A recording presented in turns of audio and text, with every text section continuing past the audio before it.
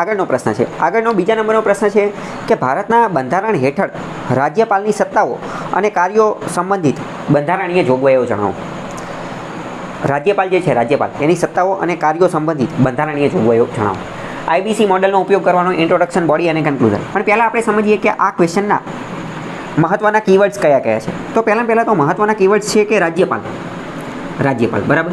અને આ રાજ્યપાલ જે છે એની સત્તા અને રાજ્યપાલ જે છે રાજ્યપાલ એના કાર્યો, આ બંને જે છે એ આપણે અલગ અલગ ફોલ્ડર જે છે એ તમારે બનાવવા પડે.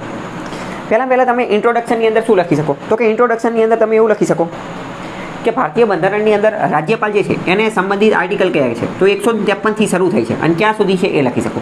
ભારતીય બંધારણના કયા ભાગની અંદર આ વાત કરવામાં આવેલી છે એ લખી શકો કે ભાગ આની અંદર આટલા આર્ટિકલથી તો આટલા આર્ટિકલ સુધી જે છે એ રાજ્યપાલ, ગવર્નર વિશે જે છે એ ચર્ચા કરવામાં આવેલી છે, બરાબર.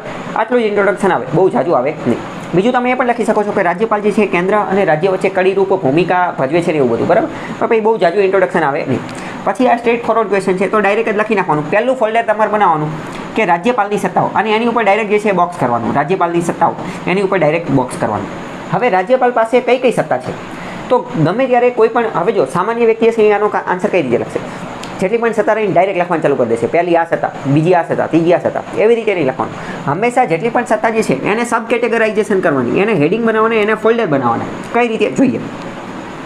પહેલાં તો કઈ સત્તા એની પાસે છે? તો પહેલાં તમારે લખવાનું કે કાનૂની સત્તા એટલે કે લીગલ પાવર્સ. બીજું કે એક્ઝિક્યુટિવ પાવર્સને ગુજરાતીમાં શું કહેવાય? તો કે એક્ઝિક્યુટિવ એટલે કે કારોબારી સત્તા. એની પાસે કારોબારી સત્તા કઈ છે? પછી વાત કરીએ કે જ્યુડિશિયલ એટલે કે ન્યાયતંત્ર સંબંધિત, જ્યુડિશરી સંબંધિત, ન્યાયતંત્ર સંબંધિત જે છે ન્યાયિક સત્તા કઈ છે? આ ઉપરાંત વાત કરીએ એડવાઇઝરી પાવર એટલે કે સલાહ આપવા અંતર્ગત કઈ સત્તાઓ છે. અને બીજી મોસ્ટ એમ્પી ડિસ્ક્રિશનરી પાવર એટલે કે વિવેકાધીન શક્તિ. તો હકીકતમાં જોઈએ ને તો રાજ્યપાલની જેટલી પણ શક્તિઓ જે છે ને, જેટલી પણ સત્તા એ ઓલમોસ્ટ આ બધાની અંદર જે છે એ સમાહિત થઈ જાય છે. પહેલી મિસ્ટેક, ભૂલ વિદ્યાર્થીઓ શું કરે છે કે ડાયરેક્ટ લખવાનું ચાલુ કરી દે, આ સત્તા, ઓલી સત્તા, પહેલી સત્તા, એવી રીતે નહીં લખવાનું. આવા ફોલ્ડર બનાવવાના. પહેલાં કાનૂની સત્તા એવું લખવાનું અને એની ઉપર જે છે બોક્સ બનાવવાનું અને પછી લખવાનું કે કાનૂની સત્તા રાજ્યપાલ પાસે કઈ છે? તો રાજ્યપાલ પાસે કાનૂન બનાવવાની સત્તા છે. કઈ કાનૂન બનાવવાની સત્તા? કે કોઈ પણ ખરડો હોય એ રાજ્યપાલની સહી પછી જ કાનૂન બને છે. પહેલી વસ્તુ શું? કોઈ પણ ખરડો હોય તો એ રાજ્યપાલની સહી પછી જ કાનૂન બને, તો એ મહત્વની સત્તા છે, પહેલી વસ્તુ. બીજો પોઈન્ટ એની અંદર કયો આવી શકે કે રાજ્યપાલ પાસે વટ હુકમ પ્રસિદ્ધ કરવા માટેની પણ સત્તા છે. વટ હુકમ પ્રસિદ્ધ કરવા માટેની, અને વટ હુકમ જે છે એ પણ કાયદા જેટલું જ મહત્વ ધરાવે છે. તો એ શું થઈ ગઈ? એ એની કાનૂની સત્તા થઈ. આ તમે શું કર્યું કે આ તમે એક ફોલ્ડર બનાવ્યું, એક ટોપિક બનાવ્યું, એક હેડિંગ આપ્યું અને એની નીચે બીજા સબ હેડિંગ આપ્યા. કારણ કે તમે વિચારો, કોઈ પણ જે એક્ઝામિનર પેપર ચેક કરવાવાળો વ્યક્તિ રહ્યો ને એ તમારો આખો આન્સર ક્યારેય વાંચશે નહીં, એની પાસે એટલો ટાઈમ નહીં હોય, બરાબર. એ હંમેશા તમારો આન્સર જે છે ને કે હોરિઝોન્ટલ નહીં રીડ કરે, વર્ટિકલ રીડ કરશે. હોરિઝોન્ટલ એટલે શું? તો કે હોરિઝોન્ટલ એટલે આમ આડું. તમે લખ્યું હોય આમ, આ 1 લીટી, આ 2 લીટી, 3 લીટી, 4 લીટી, 5 લીટી, પણ એ ક્યારેય એવી રીતે રીડ નહીં કરે. એ આમ હંમેશા વર્ટિકલ તમારો આન્સર ઊભો વાંચશે. કેવી રીતે વાંચશે? વર્ટિકલ એટલે કે ઊભો વાંચશે. ઊભો આન્સર વાંચશે એટલે એ ખાલી આવા ફોલ્ડર જ જોશે. જેવો એ આ ફોલ્ડર જોશે એટલે એને આઈડિયા આવી જશે કે તમે આન્સરને હકીકતમાં જે ક્વેશ્ચન પૂછેલો છે, ક્વેશ્ચનની ડિમાન્ડ અનુસાર આન્સર કર્યો છે કે નથી કર્યો, તમે જે લખ્યું એ શું ક્વેશ્ચનની ડિમાન્ડને અકોર્ડિંગ છે, શું તમે ક્વેશ્ચનને સંપૂર્ણ જસ્ટિસ, ન્યાય આપ્યો છે કે નહીં, તો એ ફોલ્ડર ઉપર જ ખાવા પડશે, બરાબર. તો કાનૂનીની અંદર એ લખી નાખવાનું. બીજી વાત કરીએ એક્ઝિક્યુટિવ એટલે કે કારોબારી જે છે એની અંદર રાષ્ટ્રપતિની શું, ગવર્નર, રાજ્યપાલની જે છે એ શું સત્તા આવી શકે? તો જો વટ હુકમ વાળું જે છે ને એ તમે કારોબારીની અંદર પણ લખી શકો. વટ હુકમ જે છે એ કારોબારીની અંદર પણ લખી શકો. બીજું રાજ્યપાલ જે છે એ પણ કારોબારીનો ભાગ છે. મંત્રીમંડળ જે છે એ કારોબારીનો ભાગ છે. મંત્રીમંડળ અને રાજ્યપાલ જે છે એ કારોબારીનો ભાગ છે. બીજી મોસ્ટ આઈમ્પી વસ્તુ અહીંયા તમે એ લખી શકો કે હકીકતમાં જે કોઈ પણ કાર્ય થાય છે, કોઈ પણ કાર્ય થવાનું હોય, કોઈ પણ લીગલી, કાયદાકીય રીતે કોઈ પણ જે કાનૂન થવાનું હોય બંધારણીય રીતે રાજ્યની અંદર, તો એ દરેક જે છે એ રાજ્યપાલના નામ ઉપર જ થાય છે ને. કોઈ પણ જગ્યાએ તમે જોજો રાજ્યપાલની જ સહી હશે.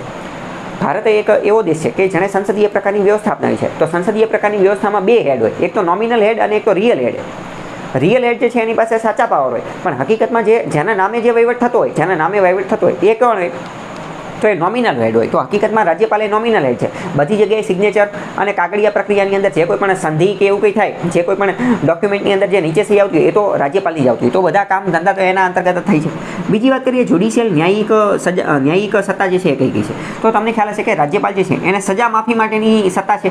રાજ્ય સરકાર દ્વારા, રાજ્યની કોર્ટ દ્વારા જે કોઈ પણ સજા આપવાની હોય, કોઈ પણ ક્રિમિનલ આરોપીને સજા આપવામાં આવી હોય તો સજા માફી માટેની, સજા મોકૂફી માટેની, સજાની અંદર રિસ્પાઇટ એટલે કે ફેરફાર કરવા માટેની, સજાથી વંચિત કરવા માટેની, એમ 5 અલગ અલગ પ્રકારની સત્તા છે. 5 અલગ અલગ પ્રકારની સત્તા, સજા માફ કરવાની, મોકૂફ કરવાની, વંચિત રાખવાની, એ જે છે એ સત્તા છે. એની ઉપર મેં ઓલરેડી એક વિડીયો બનાવેલો છે. તો આ ફોલ્ડર મારી અને એની નીચે જે છે એ લખી શકો છો આ વસ્તુ, બરાબર. બીજી વાત કરીએ એડવાઇઝરી પાવર્સ, સલાહકારી પાવર્સ ક્યાં છે? સલાહકારી ક્ષેત્ર રાજ્યપાલ ક્યારે કામ કરે છે? તો જો માની લો કે રાજ્યની અંદર જે છે એ બંધારણીય મશીનરી ફેલ થાય, કોન્સ્ટિટ્યુશનલ મશીનરી, એટલે કે ઇન શોર્ટ કોઈને સંપૂર્ણ બહુમતી ન મળે, સ્પષ્ટ બહુમતી ન મળે, તો રાષ્ટ્રપતિ શાસન લગાવવા માટે, સ્ટેટ ઇમરજન્સી ઘોષિત કરવા માટે, રાજ્ય કટોકટી ઘોષિત કરવા માટે એ રાષ્ટ્રપતિને સલાહ આપે છે, રાષ્ટ્રપતિને. તો આ એનું કયું થઈ ગયું? સલાહકારી સત્તા જે છે. બીજી વસ્તુ છે એમાં જ વસ્તુ, જો રાજ્ય જે છે ઓલી અત્યારે મેં જે કીધી એ 356 અનુસાર રાષ્ટ્રીય સ્ટેટ ઇમરજન્સી રાષ્ટ્રપતિ શાસન જે છે લાગે છે. અને સેમ એ જ વસ્તુ 365 અનુસાર પણ લાગે છે. આની અંદર ક્યારે કે જો રાજ્ય જે છે એ કેન્દ્રના આદેશ અનુસાર, કેન્દ્રના દિશા નિર્દેશ સૂચન અનુસાર કામ નથી કરતું તો પણ કટોકટી લગાવી શકાય છે. તો પણ એ પણ કહેશે તો કોણ? એ તો રિપોર્ટ આપશે ને, એ રાજ્યપાલ જે છે એ લેખિતમાં જાણ કરશે. તો આ એનું શું થઈ ગયું? આ એનું એડવાઇઝરી પાવર જે છે એ થઈ ગયો. બીજી વાત કરીએ ડિસ્ક્રિએશનરી પાવર, વિવેકાધીન શક્તિ કઈ છે? તો વિવેકાધીન શક્તિ રાજ્યપાલની કઈ છે? તમને ખ્યાલ હશે કે જ્યારે રાજ્યની અંદર પોલિટિકલ પાર્ટી, રાજનીતિક પક્ષ, કોઈ પણ રાજનીતિક પક્ષ પાસે સ્પષ્ટ બહુમતી ન હોય, જ્યારે સ્પષ્ટ બહુમતી ન હોય તો સરકાર બનાવવા માટે કઈ પ્રક્રિયા કરવી? સરકાર બનાવવા માટે કોને આમંત્રણ આપવું? અથવા તો જે ટૂંકા ગાળા માટે કાર્યકારી મુખ્યમંત્રી કે કોને બનાવવા, એ માટેની સરકાર બનાવવા માટેનું વિવેકાધીન શક્તિ જે છે એ રાજ્યપાલની પાસે રહેલી છે. બીજું એક મોસ્ટ ટાઈમની વાત કરીએ કે આપણે વાત કરીએ કે જ્યારે પક્ષ પલટા વિરોધી કાનૂન જે છે, પક્ષ પલટા વિરોધી કાનૂન, તો એમાં અધ્યક્ષનો રોલ રહેલો છે, સ્પીકરનો રોલ રહેલો છે, સાથે અધ્યક્ષ પછી જો કોઈનો રોલ રહેલો હોય તો એ રાજ્યપાલનો રોલ પણ એની અંદર રહેલો છે. તો આ વસ્તુ જે છે એ તમે લખી શકો. હવે અમુક લોકો આટલું લખીને છોડી દે, પણ તમે વિચારો, તમે આટલું લખીને છોડો ને તો પણ તમારો આન્સર અધૂરો છે. કેમ? કારણ કે આ તો ખાલી આપણે એક પાર્ટ ડીલ કર્યો, આપણે ખાલી સત્તાની વાત કરી કે એની પાસે આટલી સત્તા છે. હવે બીજું આપણે લખવું પડે કે એ કાર્યો કયા કયા કરે છે. તો બીજું તમારે ફોલ્ડર બનાવવું પડે કે રાજ્યપાલના કાર્યો, અને એની ઉપર જે છે એ બોક્સ બનાવવું પડે, અને આ એનું મેઇન હેડિંગ થઈ ગયું. અને એની નીચે જે છે એ એના કાર્યો જે છે એ લખવા પડે. તો કાર્યો તમે જે છે એ કયા કયા લખી શકો? જો સત્તા અને કાર્ય એક રીતે બે મિક્સ જેવું જ છે, પણ તમારે બે જે છે એને અલગ અલગ પાડી શકો. તમે લખી શકો કે વટ હુકમ બહાર પાડવાનું પણ એનું કાર્ય છે, જે આપણે ઓલાની અંદર લીધું હતું, બરાબર, પણ આની અંદર પછી લઈ લેવાનું. અમુક એમાં લેવાના અને અમુક આમાં લેવાના. બીજી મોસ્ટ આઈએમપી વસ્તુ અથવા પાવર અથવા કાર્ય ગમે એની અંદર ગણી શકો. આની પાસે જે છે નાણાકીય શક્તિ પણ રહેલી છે, નાણાકીય ફાઇનાન્શિયલ પાવર્સ, નાણાકીય શક્તિ પણ રહેલી છે. કારણ કે તમને ખ્યાલ હશે દર વર્ષે રાજ્યની અંદર અને કેન્દ્રની અંદર બજેટ પસાર થવું જરૂરી છે. બજેટ પસાર કરાવવાની શક્તિ જે છે, અથવા તો બજેટ પસાર થવું એ ખૂબ જ જરૂરી છે. જો ન પસાર થાય, જો બજેટ પસાર ન થઈ શકે તો સરકારે રાજીનામું આપવું પડે. તો જો બજેટ પસાર કરવાની જો સત્તા કોઈની હોય અથવા તો એ જવાબદારી કોઈની હોય તો એ રાજ્યપાલની છે. એટલે કે રાજ્યપાલ જે છે એ નાણાકીય શક્તિની અંદર પણ મહત્વનું છે. બીજું આ શું કાર્ય કરે છે? તમને ખ્યાલ હશે કે મોશન ઓફ થેન્ક્સ જે છે એ રજૂ કરવામાં આવે છે. મોશન ઓફ થેન્ક્સ, આભાર વિધિ માટેનો પત્ર, તો એ જે છે રાજ્યપાલ રજૂ કરે છે. તો રાજ્યપાલ જે છે આવા કાર્ય કરે છે. બીજા કાર્ય તમે એવું લખી શકો, કાર્યની અંદર બીજી એક વસ્તુ એ લખી શકો કે કેન્દ્ર અને રાજ્ય વચ્ચે કડીરૂપ ભૂમિકા ભજવે છે. કેન્દ્રની દરેક બાબતો જે છે એનેથી રાજ્યને અવગત કરે છે, અને રાજ્યની દરેક બાબતો જે છે એનેથી કેન્દ્રને જે છે એ અવલોક કરે છે.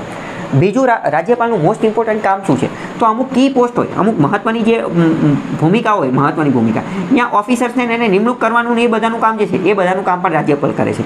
જેમ કે હાઈકોર્ટના જજની નિમણૂક કરવાની, જીપીએસસી એટલે કે આપણે સ્ટેટ પબ્લિક સર્વિસ કમિશન જે છે એની નિમણૂક કરવાની, અથવા તો જે રાજ્ય ચૂંટણી પંચ જે છે એના સભ્યોની એ બધાની જે છે એ નિમણૂક કરવાની. તો આવી ઘણી બધી જે કી પોસ્ટ જે છે એની અંદર રાજ્યપાલ જે છે એનો રોલ રહેલો છે, એ બધાની અંદર નિમણૂક કરે. બીજી વાત કરીએ, કોઈ પણ યુનિવર્સિટી છે, રાજ્યની કોઈ પણ યુનિવર્સિટી, તો એના કુલપતિ તરીકે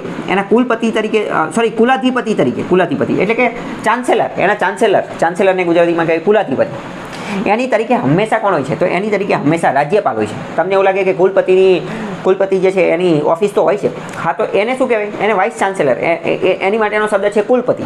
અને આ જે રાજ્યપાલ હોય છે એને ગુજરાતીમાં કુલાધિપતિ, બરાબર. એટલે કે ઇન શોર્ટ કોઈ પણ જે ચાન્સેલર હોય ત્યાં રાજ્યપાલનું. તો આ પણ શું થઈ ગયું? આ પણ એનું જે છે એ એક કાર્ય થઈ ગયું. તો આવી રીતે તમે આન્સર જે છે એ ડાયવર્સ રીતે લખી શકો છો. બીજી વસ્તુ, હવે તમે જે કન્ક્લુઝન જે છે, કન્ક્લુઝનની અંદર તમારી રીતે આપી શકો કે રાજ્યપાલ પાસે અમારી હેડ સત્તા છે, બંધારણીય હેડ છે, કોન્સ્ટિટ્યુશનલ હેડ છે, આવી રીતે હું કન્ક્લુઝન આપી શકું. કન્ક્લુઝન આપવા માટેનો બીજો હું તમને રસ્તો કહું. બીજો રસ્તો અહીંયા તમે રાજ્યપાલ વિશે એક એવું કન્ક્લુઝન પણ આપી શકો છો કે તાજેતરમાં રાજ્યપાલના પદનો દુરુપયોગ થઈ રહ્યો છે. કેમ? કારણ કે રાજ્યપાલ જે છે એ અમુક વાર હર્ડલ બનવાનું કામ કરતું હોય છે, અથવા રાજ્યપાલનું પદ જે છે એ થોડા સમયથી તમને ખ્યાલ હશે કે એને એક રીતે રાજનીતિના રંગમાં રંગી દીધેલું છે. તો તમે કન્ક્લુઝન એવું આપી શકો કે છેલ્લા થોડા સમયથી રાજ્યપાલ એ બંધારણીય હેડ તરીકે કામ કરવાની બદલે કેન્દ્રના પોલિટિકલ એજન્ટ તરીકેનું કામ કરતો હોય છે. આવા કેસની અંદર રાજ્યપાલ જે છે, રાજ્યપાલ એના પદની ગરિમા જળવાઈ રહે અને બંધારણની સર્વોચ્ચતા અને બંધારણ અનુરૂપ કાર્ય થાય એ માટે પ્રયત્નો કરવા જોઈએ, અને રાજ્યપાલના પદને રાજનીતિક રીતે સુરક્ષા પ્રદાન કરવી જોઈએ અને રાજનીતિથી અલગ રાખવું જોઈએ. આવું કન્ક્લુઝન તમે આપી શકો, બરાબર. બાકી આ બધાનું કમ્બાઇનેશન કરીને એ પણ આપી શકો કે ભાઈ હા સારું કામ કરે છે, ઘણી બધી સત્તા છે ને એ બધું. પણ આ મેં તમને એક અલગ ઇન્ટ્રોડક્શન કીધું કે જેમાં તમે કરંટ અફેર જે છે એને પણ જોઈન કરી દીધું, અને બીજું એક કે આ ક્વેશ્ચન જે આપેલો છે એની સિવાયની પણ અમુક વસ્તુ એડ કરી દીધી. જેમ કે આમાં તો કાર્ય અને સત્તા જ આપેલી છે, આમાં એવું તો કીધેલું નથી કે રાજ્યપાલ જે છે એ ખરાબ કામ કરે છે અથવા અમુક વાર નડવાનું કામ કરે છે, પણ એ પણ તમે કન્ક્લુઝન દ્વારા જે છે એ દર્શાવી શકો છો. તો આ કન્ક્લુઝનનો એક જાદુ છે. તો આવી રીતે તમે આ ક્વેશ્ચન આખો ડીલ કરી શકો છો.